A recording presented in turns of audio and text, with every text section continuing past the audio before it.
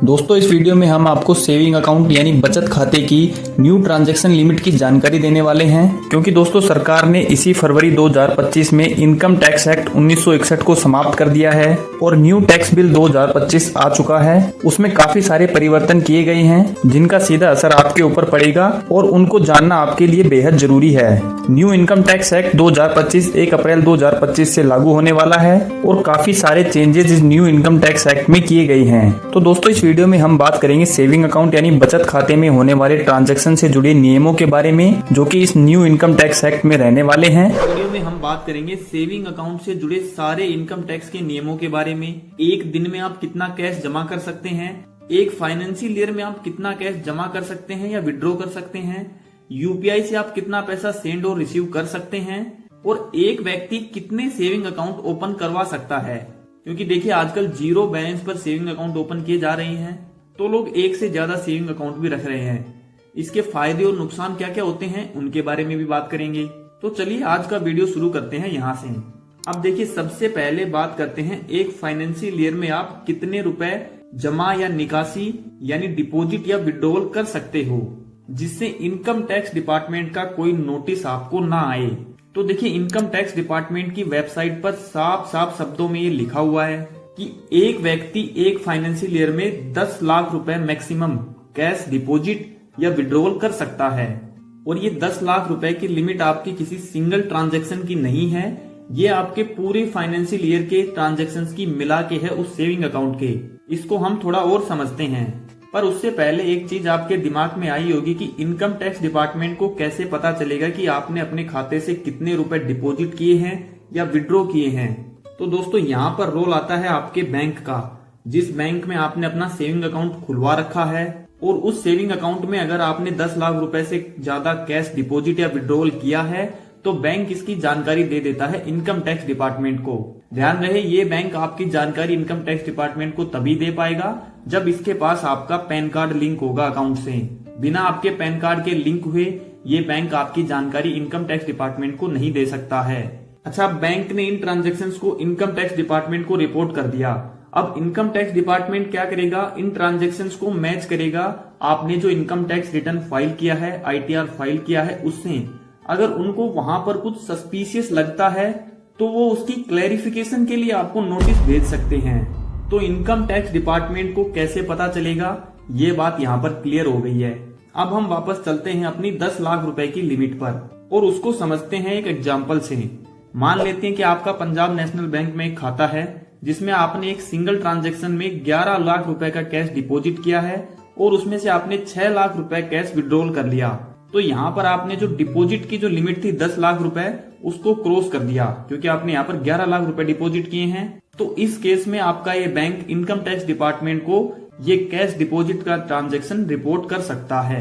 एक दूसरा केस लेते हैं जिसमें आपने मल्टीपल ट्रांजैक्शंस में कैश डिपॉजिट किया है, यानी कभी 2 लाख रुपए डिपॉजिट किया, कभी 3 किया, कभी 4 किया, कभी 5 किया, ऐसे करके, लेकिन आपने 10 लाख रुपए की लिमिट यहाँ पर क्रॉस कर दी। मल्टीपल ट्रांजैक्शन में डिपॉजिट किया है फिर भी 10 लाख रुपए की लिमिट आपने क्रॉस कर दी और 2 लाख रुपए आपने उसमें से विड्रॉल कर लिए। तो इस केस में भी आपका बैंक इनकम टैक्स डिपार्टमेंट को ये ट्रांजैक्शंस रिपोर्ट करेगा, क्योंकि आपने जो डिपॉजिट की 10 लाख रुपए की लिमिट थी उसको क्रॉस किया है। अब एक तीसरा केस लेते हैं जिसमें आपने पीएनबी में 5 लाख रुपए कैश डिपॉजिट किया और 5 लाख का ही कैश विड्रॉल कर लिया, लेकिन आपका एक और बैंक अकाउंट है, एक और सेविंग अकाउंट है बैंक ऑफ इंडिया में, जहां पे आपने 8 लाख रुपए का कैश विड्रॉल किया है। तो देखिए इस केस में भी आपकी जो टोटल विड्रॉल की लिमिट है वो क्रॉस हो गई है। आपने टोटल 13 लाख रुपए विड्रॉल किए दोनों बैंकों से। इस केस में भी हो सकता है कि इनकम टैक्स डिपार्टमेंट आपके पास नोटिस भेज दे। अब देखिए इनकम टैक्स डिपार्टमेंट आखिर नोटिस भेजता क्यों है। तो जब आपकी ये ट्रांजेक्शन्स बैंक द्वारा इनकम टैक्स डिपार्टमेंट को रिपोर्ट होते हैं तो वो इन ट्रांजेक्शन्स को आपके आईटीआर से मैच करता है जो आपने फाइल किया है। अब इस मैच के दौरान अगर उनको कुछ सस्पिशियस लगता है, कुछ गड़बड़ी लगती है, तो वो उसके क्लैरिफिकेशन के लिए आपको नोटिस भेज सकते हैं। जरूरी नहीं है कि आपने कुछ गलत किया है तभी आपको नोटिस आता है। अगर उनको वहां पर कुछ गलत लग भी रहा है तो भी वो आपको नोटिस भेज सकते हैं।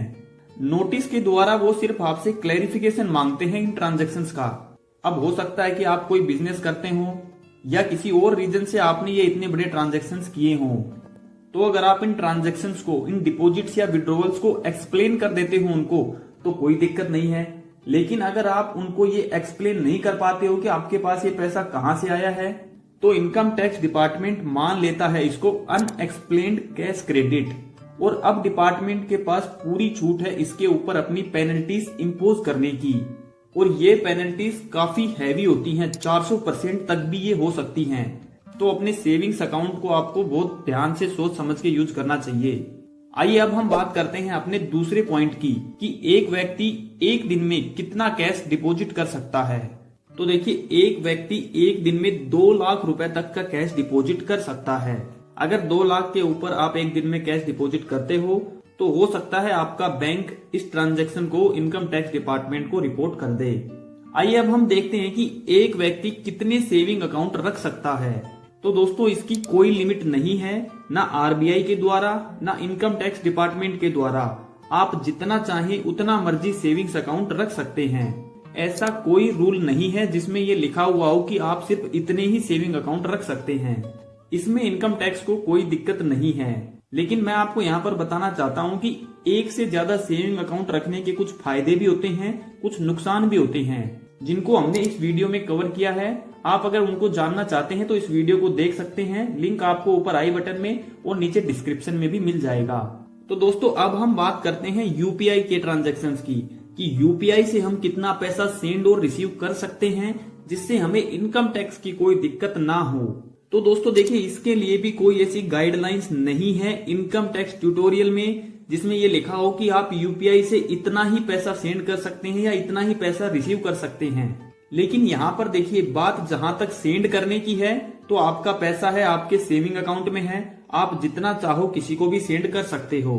लेकिन दोस्तों, दिक्कत आती है रिसीव करने में। अगर आपका कोई छोटा मोटा बिजनेस है, कोई दुकान है, शॉप है, तो दोस्तों उसको आपको आज से ही लेना बंद कर देना है, क्योंकि सेविंग अकाउंट आपके पर्सनल यूज के लिए होता है, बिजनेस ट्रांजैक्शंस के लिए नहीं होता है।